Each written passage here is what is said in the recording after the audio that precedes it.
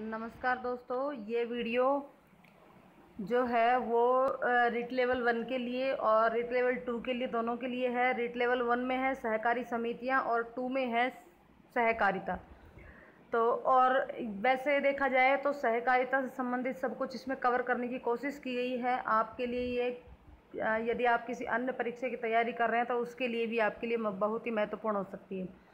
दोस्तों, जो पर्यावरण अध्ययन है उसमें तीसरी यूनिट है ये व्यवसाय, और व्यवसाय का एक टॉपिक है सहकारी समितियां, उससे संबंधित ये वीडियो है।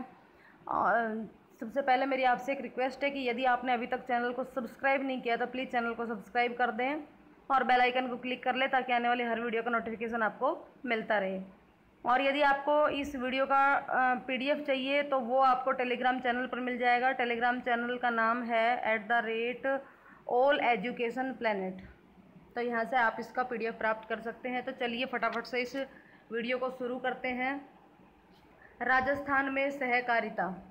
सहकारिता का प्रारंभ राजस्थान में वर्ष 1904 में हुआ। सहकारिता का प्रारंभ राजस्थान में कब हुआ? 1904 में। कौन सी जगह से हुआ? अजमेर से हुआ। प्रथम सहकारी समिति की स्थापना 1905 में हुई। प्रथम सहकारी समिति की स्थापना 1905 में हुई और वो कहाँ हुई? बिनाय, अजमेर। वर्ष 1910 में राज्य में पहले केंद्रीय सहकारी बैंक का गठन अजमेर में किया गया। पहले केंद्रीय सहकारी बैंक का गठन कब किया गया? 1910 में। कहाँ किया गया? अजमेर में। राज्य के प्रथम भूमि विकास बैंक की स्थापना 1924 में अजमेर में की गई। देखिए, सहकारिता का प्रारंभ भी अजमेर से हुआ। पहली सहकारी समिति की स्थापना भी अजमेर में हुई।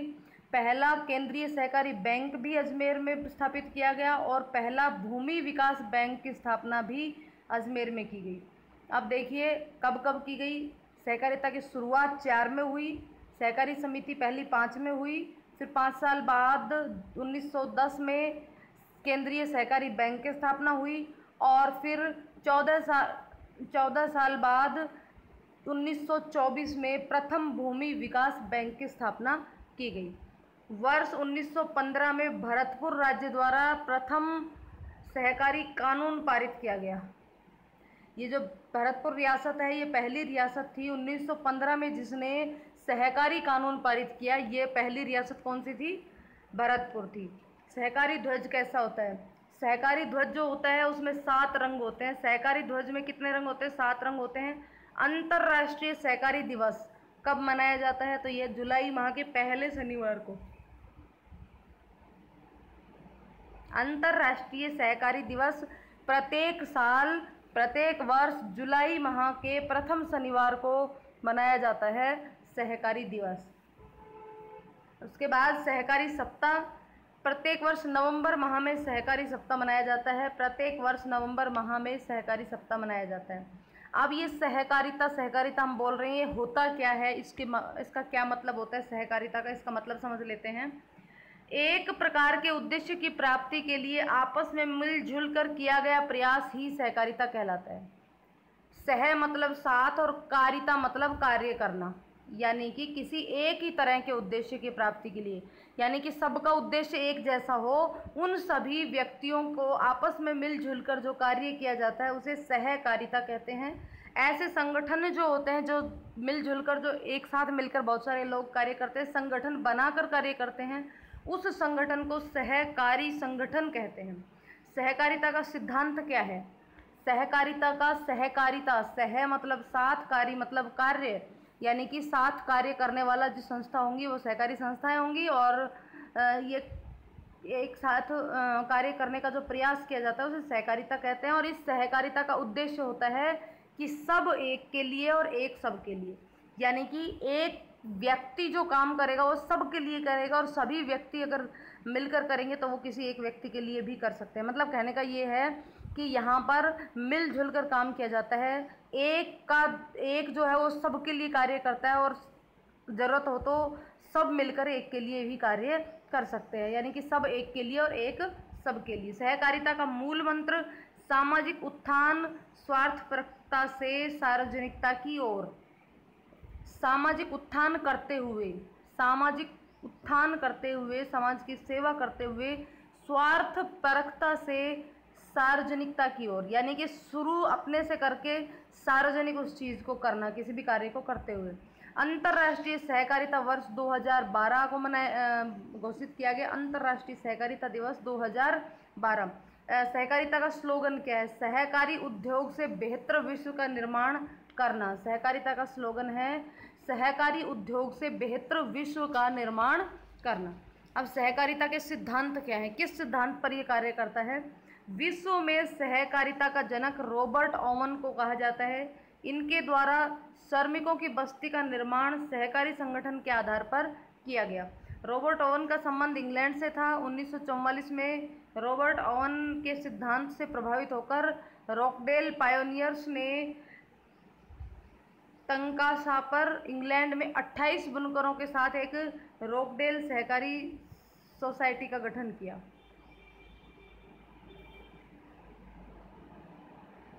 अब है सहकारिता की परिभाषाएं। अलग अलग परिभाषाएं यहाँ पे उपलब्ध हैं। सहकारिता की परिभाषा,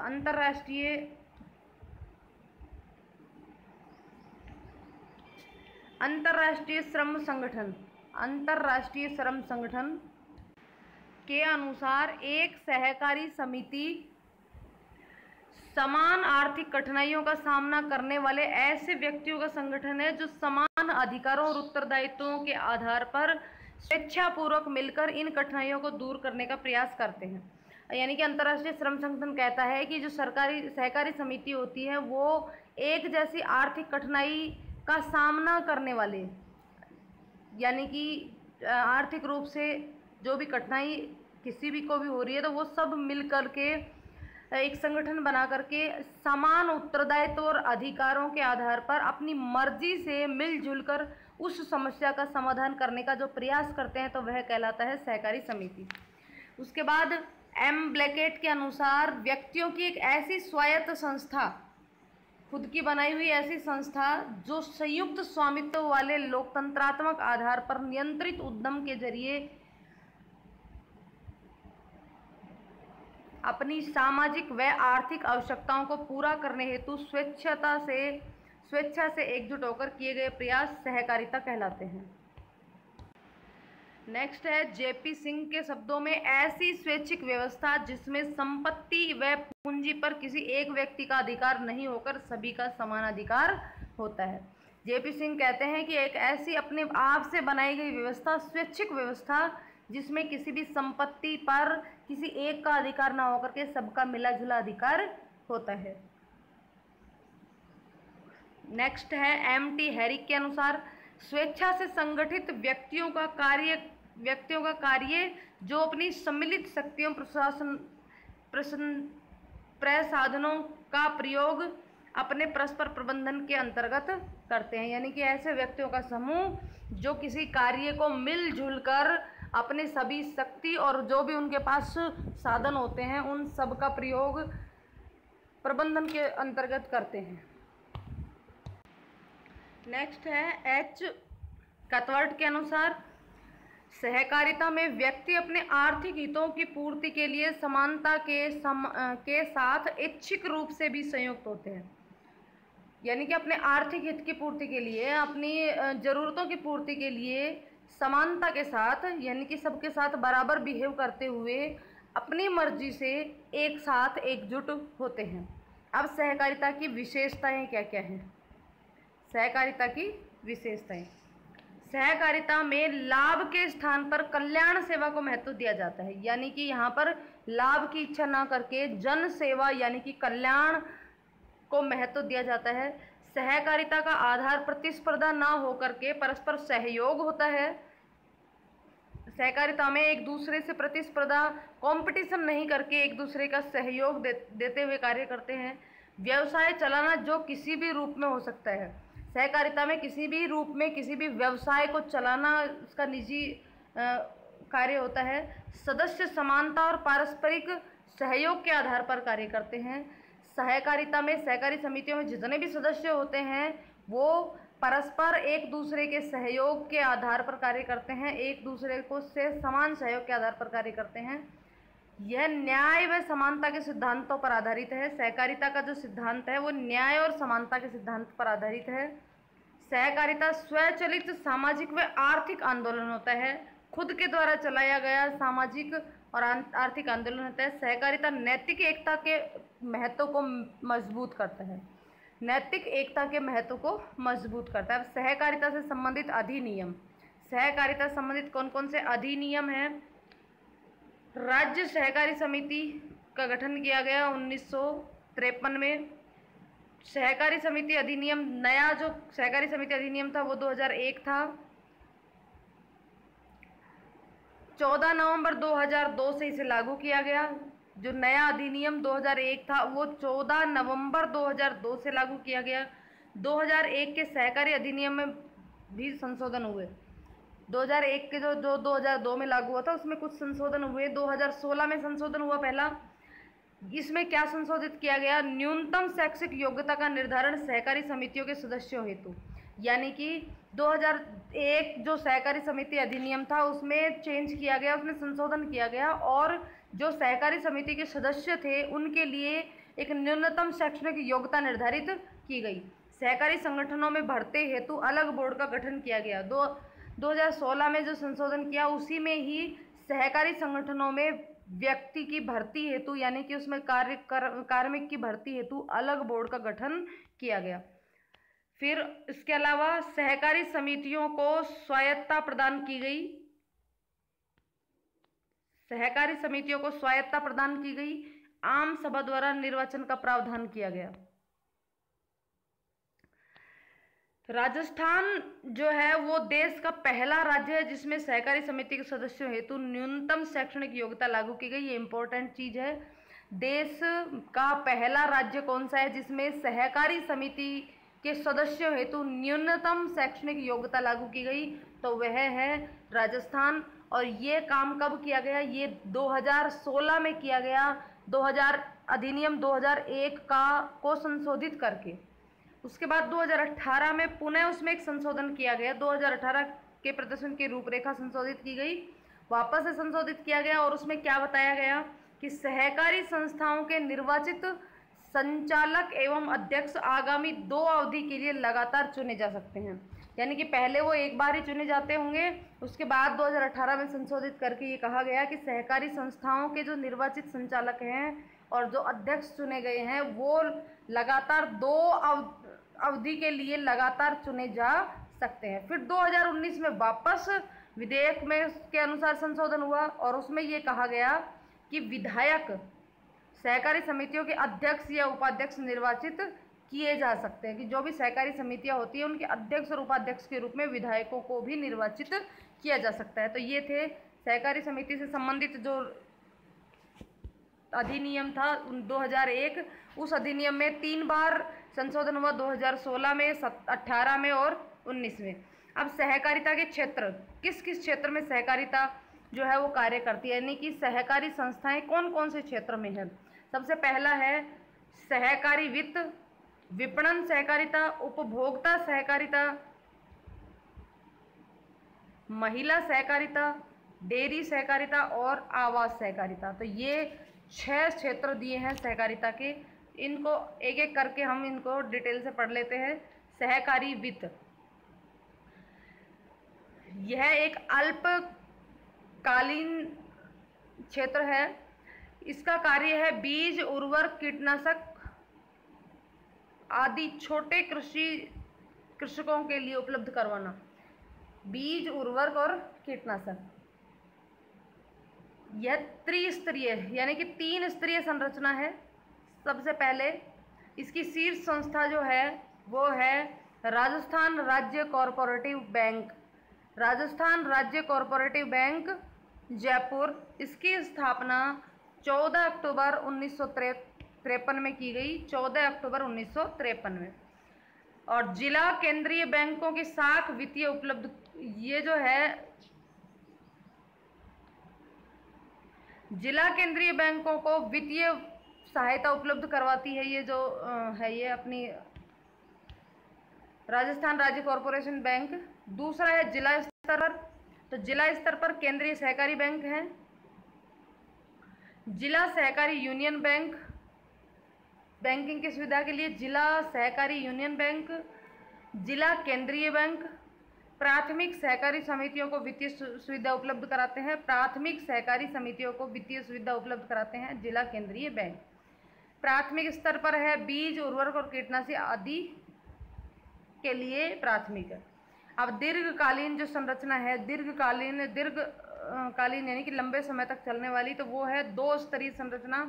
पहला है राज्य भूमि विकास बैंक। राज्य भूमि विकास बैंक 29 मार्च 1957 में इसकी स्थापना की गई, 29 मार्च 1957 में।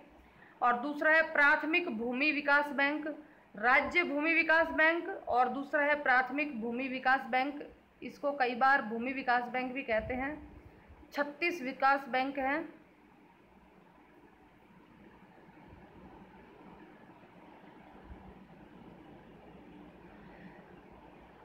यहाँ पर गंगानगर, जोधपुर और अजमेर, इन तीनों जगह 2-2 बैंक हैं और बाकी जगह पे, बाकी सभी जिलों में 1-1 है।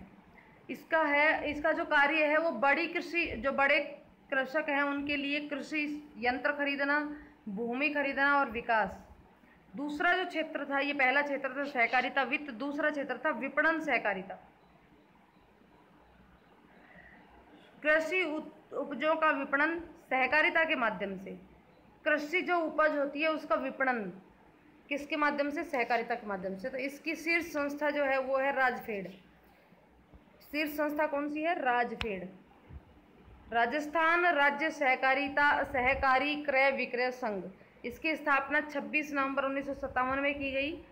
कार्यालय इसका जयपुर में है। इसकी स्थापना 26 नवंबर 1957 में राजफेड की स्थापना की गई। कार्यालय जयपुर में ही है। इसका कार्य क्या क्या है? देखो, इसके कार्य हैं, सबसे पहला प्राथमिक सहकारी समितियों की सहायता से कृषि उत्पादों की खरीद। शीर्ष संस्था राजफेड बताई है मैंने, जो दीर्घकालीन के लिए है। 2 संस्थाएं हैं, शीर्ष संस्था राजफेड। इसका कार्य पहला है प्राथमिक सहकारी समितियों की सहायता से कृषि उत्पादकों की खरीद। जो भी कृषि उत्पाद होते हैं, अनाज वगैरह, उन सब की खरीद करना प्राथमिक सहकारी समितियों की मदद से, ये राजफेड का एक कार्य है। कृषि उत्पादकों का विक्रय तथा प्रसंस्करण करना, यानी कि उनको बेचना और उनको जब तक नहीं बिकती हैं तब तक के लिए उनका सही तरीके से संभाल करके उसको साथ संभाल करना। तीसरा है राजफेड द्वारा पशु आहार फैक्ट्री की स्थापना, ये भी इसका कार्य है। और पहली ये 1971 में की गई थी झोटवाड़ा जयपुर में। पहला था राजफेड शीर्ष संस्था। दूसरी संस्था है प्राथमिक सहकारी विपणन केंद्र, ये मंडी स्तर पर होते हैं।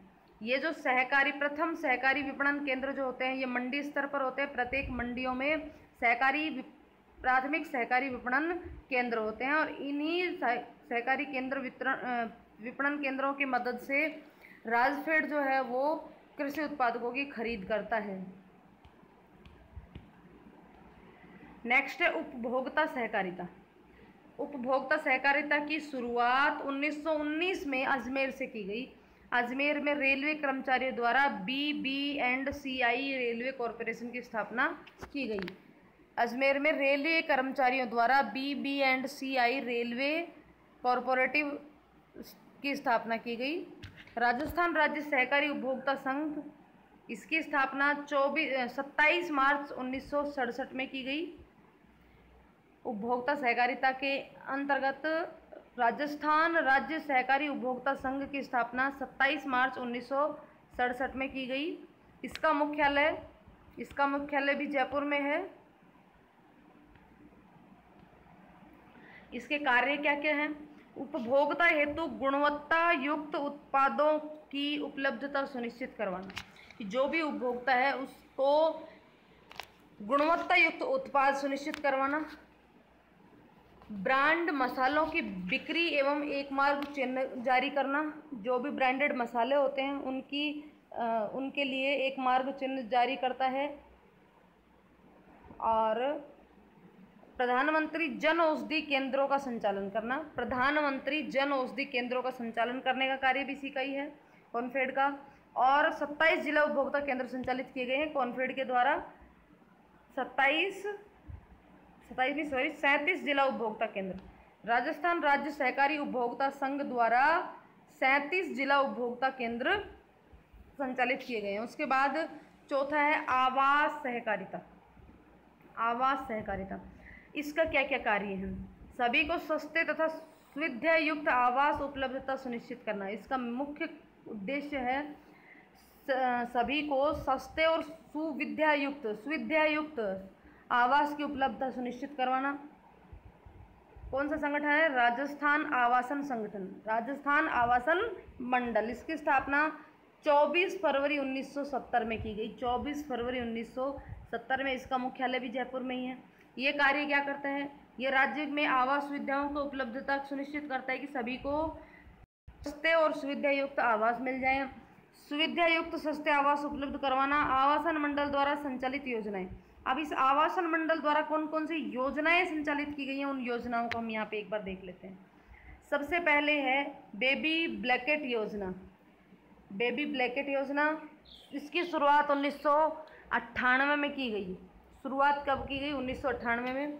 इस योजना का उद्देश्य क्या है? आवास मरम्मत हेतु ऋण सुविधा उपलब्ध करवाना। जो भी आवास हैं, अगर उसमें किसी भी प्रकार की मरम्मत की आवश्यकता है तो उस हेतु ऋण उपलब्ध करवाना।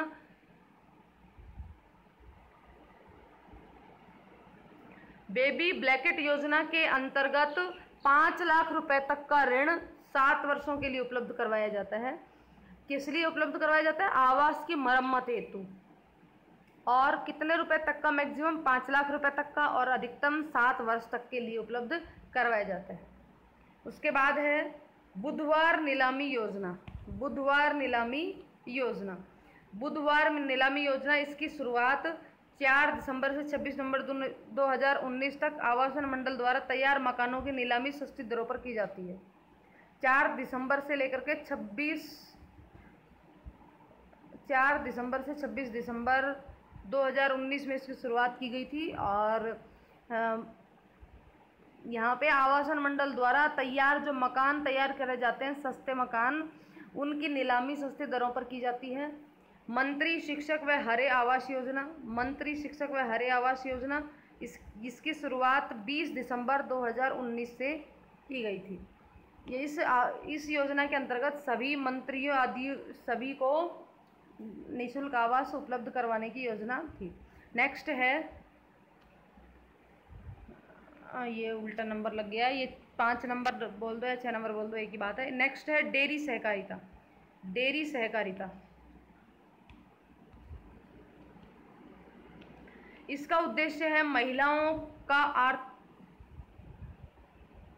एक मिनट, ये उल्टा लग गया है यहाँ पे, ये 5वां आएगा डेयरी सहकारिता।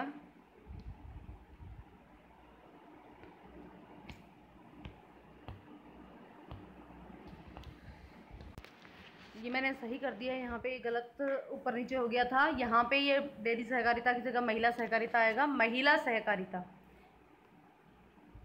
5वां क्षेत्र है महिला सहकारिता। इसका उद्देश्य है महिलाओं का आर्थिक विकास व सुधार। महिलाओं का आर्थिक विकास व सुधार महिला सहकारिता का उद्देश्य है। इसका मूल मंत्र है महिलाओं का महिलाओं के लिए महिलाओं के द्वारा संगठन। महिलाओं का महिलाओं के लिए महिलाओं के द्वारा संगठन। महिला सहयोगी, इसकी स्थापना 30 अगस्त 1995 को की गई थी जयपुर से। और वर्तमान में महिला सहकारी बैंकों की संख्या 6 है। महिला सहकारी बैंकों की संख्या है 6। वो कहाँ कहाँ पर है? उदयपुर, जयपुर और कोटा। इन तीनों जगह तो उदयपुर और जयपुर में 2-2 हैं। कोटा और भीलवाड़ा में 1-1 है। उदयपुर और जयपुर दोनों में 2-2 है सहकारी महिला सहकारी बैंक। कोटा और भीलवाड़ा में 1-1 है। एक योजना है अपना बचत घर योजना। इसका शुभारंभ 17 जनवरी 2001 से आकोला जालोर से हुई थी। अपना बचत घर योजना, इसकी शुरुआत 17 जनवरी 2001 से आकोला जालोर से हुई थी। नेक्स्ट और लास्ट क्षेत्र है इसका डेयरी सहकारिता। डेयरी विकास व दुग्ध उत्पादकों की आय में वृद्धि करने हेतु डेयरी सहकारी ढांचे को स्वीकार किया गया। राज्य में डेयरी हेतु त्रिस्तरीय ढांचा विद्यमान है। डेयरी सहकारिता की स्थापना क्यों की गई? जो दुग्ध उनकी आय में वृद्धि करने हेतु इसकी स्थापना की गई और यह ढांचा 3 स्तरों पर विद्यमान है। Rajasthan cooperative dairy federation, Rajasthan cooperative dairy federation 1977-78 में इसकी स्थापना हुई। इसका मुख्यालय जयपुर में है और इसके कार्य जो हैं वो हैं उत्पादकों को दूध का सही मूल्य प्रदान करना, उपभोक्ता हेतु पौष्टिक दूध उपलब्ध करवाना, डेयरियों का विकास करना, सरस ब्रांड से उत्पादकों की बिक्री करना, जिले में राज्य में टोटल जिला दुग्ध उत्पादक संघ 31 संघ कार्य करते हैं। जिला दुग्ध उत्पादक संघ, जिला दुग्ध उत्पादक संघ, इसमें 31 संघ हैं टोटल। इन संघों का कार्य है प्राथमिक समितियों से दूध खरीदना, दूध उत्पादकों का वितरण करना, प्राथमिक सहकारी दुग्ध समितियां, प्राथमिक सहकारी दूध समिति, फिर जिला दुग्ध उत्पादक संघ और तीसरा 3 यहाँ पे हमने त्रिस्तरीय बताई थी। पहला स्तर बताया था राजस्थान कोऑपरेटिव डेयरी फेडरेशन, दूसरा है एक मिनट,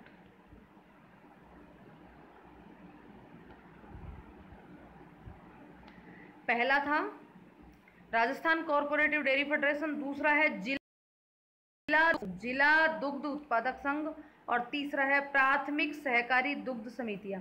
प्राथमिक सहकारी दुग्ध समितियां ये भी दूध खरीदने का कार्य करती हैं और जिला संघों को दूध भेजने का कार्य करती हैं। सबसे प्राथमिक स्तर पर प्राथमिक सहकारी समितियां दूध खरीदती हैं, फिर ये जिला संघों तक भेजती हैं और उसके बाद ये यहाँ तक पहुँच जाती है दूध को राजस्थान कोऑपरेटिव डेयरी समिति तक। अब है अन्य सहयोगी संस्थाएं। अन्य सहयोगी संस्थाओं केवल हम अब सिर्फ यही संस्थाएं पढ़ेंगे, उसके बाद बाकी का अगली वीडियो में पढ़ेंगे क्योंकि वीडियो काफ़ी लंबी हो गई है। पहला है राजस्थान राज्य सहकारी संघ। राजस्थान राज्य सहकारी संघ, इसकी स्थापना 21 दिसंबर 1957 को की गई। इसके कार्य है सहकारी आंदोलन का शीर्ष व प्रवक्ता संस्थान, शिक्षण प्रशिक्षण, प्रचार प्रसार एवं सहकारिता में अध्ययन व अनुसंधान को बढ़ावा देना।